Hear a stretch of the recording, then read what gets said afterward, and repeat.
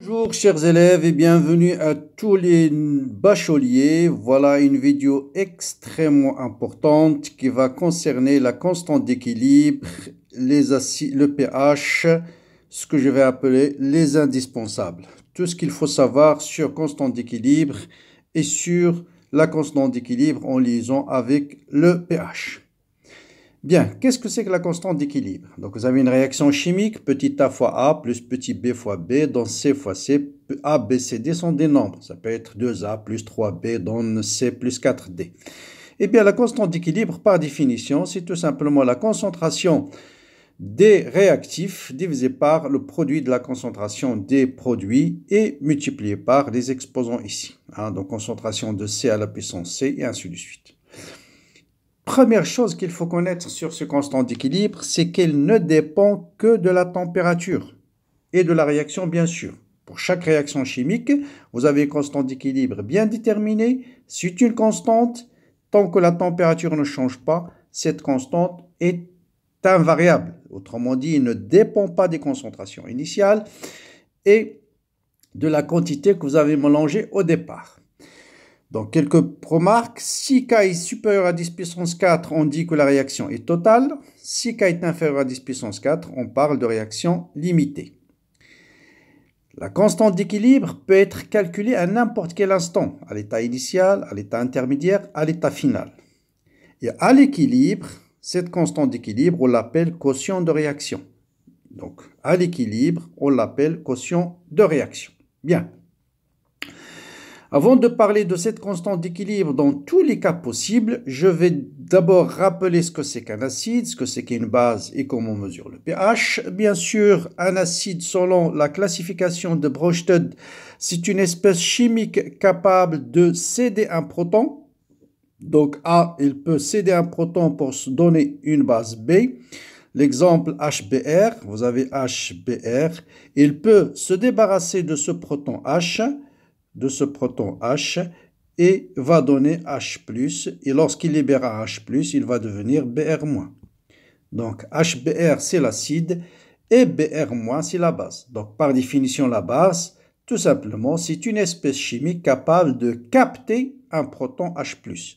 Donc un acide permet de céder, la base permet de capter, et il forme un couple acide-base. HBr Br-, c'est un couple acide-base. HBr et Br-, c'est un couple acide-base. Bien. Donc, toute réaction d'acide-base, vous avez toujours un échange de protons entre l'acide d'un couple et la base de l'autre couple. Ça, si on veut faire un mélange entre deux couples acide-base. Prenons par exemple le couple CH3COH, c'est l'acide, et la base conjuguée, c'est CH3CO-. Si je prends un H4+, l'acide, sa base conjuguée, c'est un H3. Donc, si je fais une réaction maintenant entre ce couple et celui-là, l'acide du premier couple va réagir avec la base du deuxième couple. Voilà, l'acide HCl. Bon, c'est un autre exemple ici. Donc, c'est HCl, là, j'ai pris le couple HCl, Cl-, et le deuxième couple, c'est H3O+, H2O.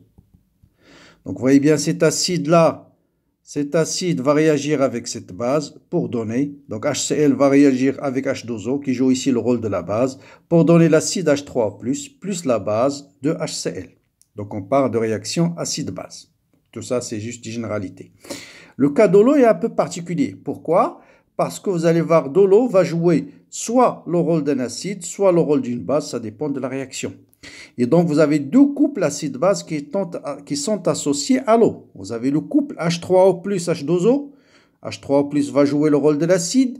Il peut céder un proton H+, pour se transformer en H2O. Donc, H3O+ est un acide. H2O, dans ce cas-là, c'est une base.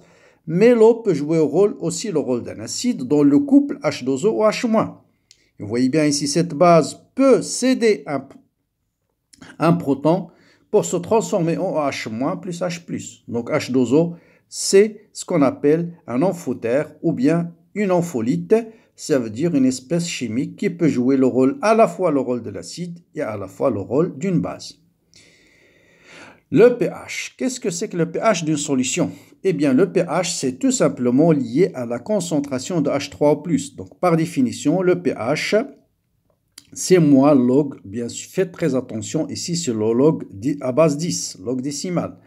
Donc c'est moins log de la concentration de H3+, ou bien concentration de H3+, c'est 10 à la puissance moins pH. Donc ça c'est la définition de pH. Donc une solution peut être neutre, peut être acide, peut être basique. Quand est-ce qu'on parle de solution neutre? Si la concentration de H- est égale à la concentration de H3+.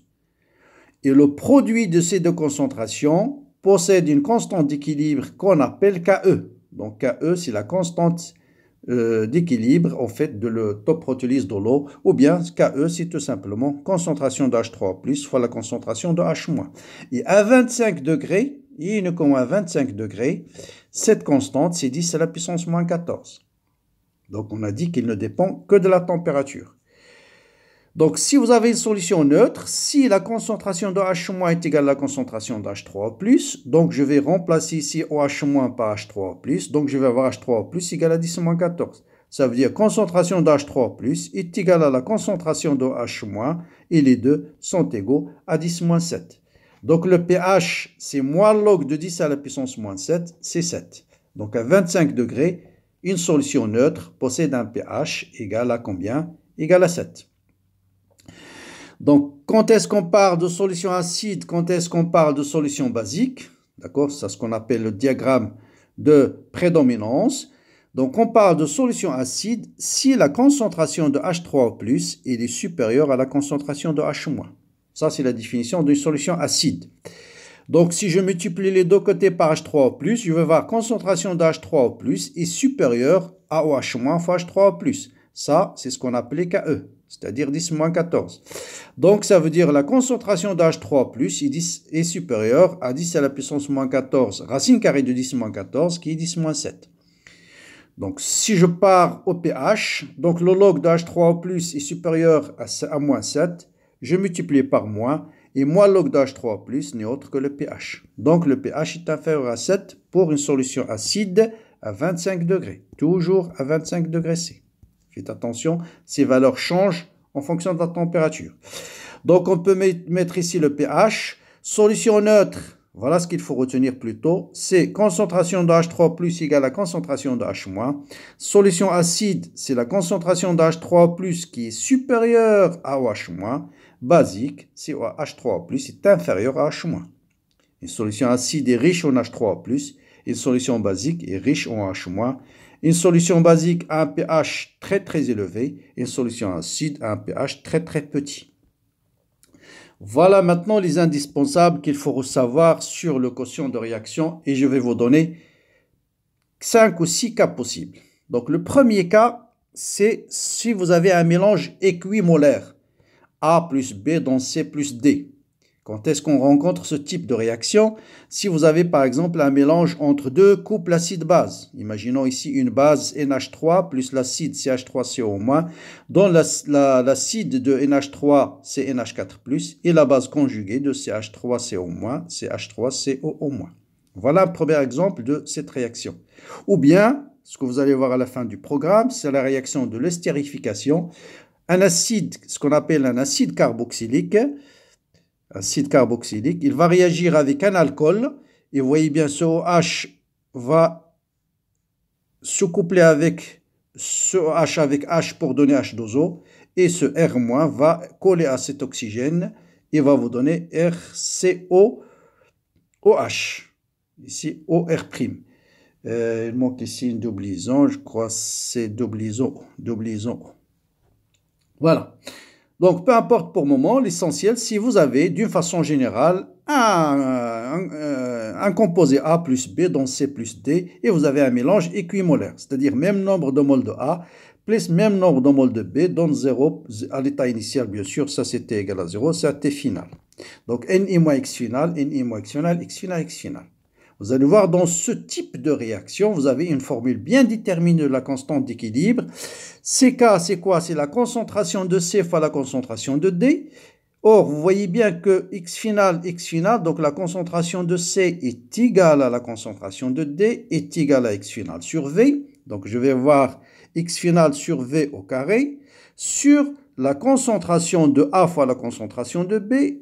là aussi, les deux sont égaux à NI moins X final sur V au carré. Voilà. Maintenant, le but, c'est d'exprimer K en fonction de taux. Donc, taux, par définition, c'est X final sur X max. Ici, j'ai un rapport équimolaire, donc X max est égal à NI. Donc, taux est égal à NI, X final est égal à taux fois NI. D'accord? Donc, je remplace ici, bien sûr, je simplifie par V d'abord. J'ai X final sur NI moins X final au carré. Bien, donc je remplace X final par quoi? Par taux fois NI. Donc, taux fois NI sur NI moins taux fois NI. Donc, je simplifie par NI et vous voyez que K ne s'exprime qu'en fonction de taux. Donc, vous voyez bien, première relation importante, c'est K est égal à, je passe en racine carrée, donc racine carrée de K, c'est taux sur 1 moins taux, et donc je peux déterminer taux. Bon, il suffit de faire 1 moins taux fois racine de K est égal à 1, factorisé par taux, et vous allez trouver facilement que taux est égal à racine de K sur 1 plus K. C'est une relation extrêmement importante qui signifie quoi? Si vous avez cette réaction, elle vous donne la constante d'équilibre de cette réaction, vous pouvez déterminer directement taux. Inversement, si on vous donne la constante d'équilibre, vous pouvez déterminer taux. Voilà le premier cas classique. Deuxième cas classique, si vous avez cette fois-ci l'un des réactifs, c'est le solvant, H2O. Donc là, c'est le solvant. H2O, c'est le solvant. Ça veut dire qu'il ne va pas intervenir dans l'expression de K. Un cas classique de cette réaction, c'est le cas d'un acide avec l'eau, donne A- plus H3O+. Mais c'est valable quel que soit le composé A plus l'eau qui vous donne C plus D. Quelle est la constante d'équilibre? Vous voyez bien ici avec un tableau d'avancement, toujours à l'état initial, on va démarrer avec C0V, nombre de moles initial de A. À l'état final, je vais avoir C0V moins X final, X final, X final. Donc, je vais avoir X final sur V au carré, parce que la concentration de C est égale à la concentration de D. Divisé par la concentration de A, le solvant n'intervient pas dans l'expression de K. Donc, C0V moins X final sur V. Donc, taux, dans ce cas-là, c'est quoi? C'est X final sur X max. X max, c'est C0 fois V. Donc, je détermine X0 sur X final sur V, c'est taux fois C0. D'accord? Pour le moment. Donc, je remplace X final sur V par taux fois C0. Ça vous donne taux fois C0 au carré sur, bon, V avec V se simplifie. C0, V sur V, ça vous donne C0. Et moins X final sur V. Et je remplace X final sur V par taux fois C0. Je simplifie avec un C0. Il me reste K est égal à taux au carré C0 sur A moins taux. Voilà aussi une relation très, très, très importante. En particulier, si A est un acide AH, cette constante, c'est ce qu'on appelle Ka, constante d'acidité. Et si AH est un acide, bien sûr, D, ça va être H3O+. Vous voyez que vous avez directement aussi une relation entre le pH et le taux. Et ça, c'est une question très, très classique. On vous donne un acide avec l'eau, on vous donne la valeur de pH, question, déterminer le X final, ou bien le taux d'avancement. C'est la même chose. Donc, si connaissant le pH, connaissant la concentration initiale de l'acide, je peux déterminer tout de suite taux. Et donc, je peux déterminer X final. Très, très important cette partie. Bien. Deuxième cas. Si vous avez cette fois-ci, au lieu d'un acide avec l'eau, vous avez la base avec l'eau. Donc, la base avec l'eau, bien sûr, ça, vous allez voir ici BH plus OH-. Donc, toujours l'eau, c'est le solvant, donc il n'intervient pas. Donc, là aussi, vous avez concentration de BH plus égale à concentration de H- est égale à X final sur V au carré. Même chose, donc je vais avoir K, c'est la même expression pour K, ce sera C0 fois taux au carré sur A moins taux. Donc, la seule différence ici, si on vous donne le pH et on vous demande de déterminer taux, faites très, très attention. Ici, ce que je détermine, concentration de H-, c'est C0 fois taux. Donc, concentration de H-, c'est X final sur V. Et X final sur V, donc X final sur V, c'est C0 fois taux. Ça, c'est la concentration de H-. Or, le pH, c'est lié à la concentration de H3O+. Donc, concentration de H-, je vais la remplacer par Ke sur H3O+, parce que je sais que H- fois H3O+, c'est Ke. Ke, je vous rappelle, c'est le constante ionique de l'eau, c'est 10-14. Donc, concentration de H-, c'est Ke sur H3O+. Donc, je détermine C0 fois taux est égal à KE sur H3O+. Donc taux égal à KE, taux égal à KE sur la concentration d'H3O+, fois C0. Et concentration d'H3O+, c'est 10 à la puissance moins pH. Donc si je le remonte au dénominateur, il va devenir 10 à la puissance pH. Donc voilà comment on détermine X final ou bien taux CJ, c'est si j'ai une réaction de l'eau plus une base. Donc, connaissant le pH, je peux déterminer tout de suite taux par cette relation, bien sûr. Donc là aussi, question très très classique dans les exercices. Donc faites la différence si vous avez un acide avec l'eau, si vous avez une base avec l'eau. Quatrième cas classique, si vous avez une réaction d'oxydoréduction entre deux couples oxred, par exemple Zn solide plus Ci2 plus aqueux, donc Ci solide plus Zn2 plus. Donc là, souvent, on démarre avec une concentration initiale de Ci2 plus et avec une concentration initiale de Zn2 plus. Et dans la majorité, on vous dit on mélange un mélange équimolaire, de même concentration. Ça veut dire le quotient de réaction initiale est égal à 1. Et d'ailleurs, souvent, on vous donne la constante d'équilibre et on vous dit dans quel sens va évoluer cet équilibre. Donc, ça dépend de la constante. S'il est plus petit que A ou bien supérieur à A, on peut déterminer le sens de l'évolution de la réaction. Quelle est la constante d'équilibre de cette réaction-là? Bien sûr, l'eau solide n'intervient pas dans l'équation. Ça va être la constante. Bien sûr, là, il faut faire aussi très attention. Là, à T initial, la concentration, le nombre de moles de Zn de plus n'est pas nul. C'est C0 fois V. Donc, à l'état final, je vais avoir C0V moins X final pour Ci de plus. Et pour Zn de plus, c'est C0 fois V plus X final. Hein, plus X final. Donc, la constante d'équilibre de cette réaction, c'est C0 fois V plus X final divisé par C0 fois V moins X final. Voilà la constante d'équilibre. Comment l'écrire en fonction de taux? Même chose, taux c'est X final sur X max sur C0 fois V. Donc, X final sur V, c'est toujours taux fois C0. Donc, je remplace X final par taux fois C0, et je simplifie par C0 fois V, et ça devient 1 plus taux sur 1 moins taux. Donc, ça veut dire taux, ça c'est 1 plus K sur 1 moins K. Donc, là aussi, connaissant la constante d'équilibre, je peux déterminer X final et taux. Encore, notez bien, hein, donc juste, je l'ai déjà dit, si vous avez l'acide plus l'eau, donne 1 moins plus H3 plus, la constante d'équilibre, c'est ce qu'on appelle Ka. Et cette réaction, c'est déjà traité dans les indispensables. On avait montré que sa constante d'équilibre, c'est C0 taux au carré sur 1 moins taux. Donc vous voyez bien, si vous connaissez la constante d'acidité d'un acide et sa concentration initiale, on peut déterminer taux. Inversement, si je connais C0 et taux, je peux déterminer Ka. Et aussi, si je connais le pH de cette réaction, je peux déterminer tout de suite taux par cette relation. Ça, c'est vraiment très, très basique.